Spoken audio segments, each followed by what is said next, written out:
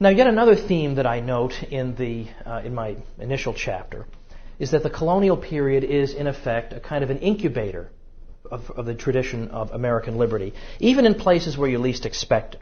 If you study the history of colonial Massachusetts, you find that it's not technically a theocracy. The textbooks are not correct about that. A theocracy involves when the clergy are running the government. Clergymen were not allowed to participate in the government of Massachusetts, so it's technically not a theocracy. But the government and church worked very closely together.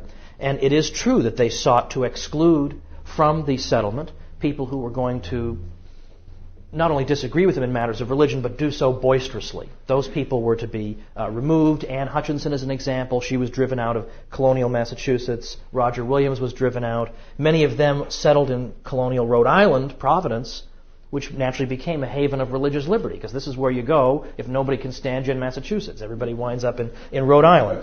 But the point I'm making is that you think of that example of Massachusetts, an example where they did not hold the modern view of religious toleration.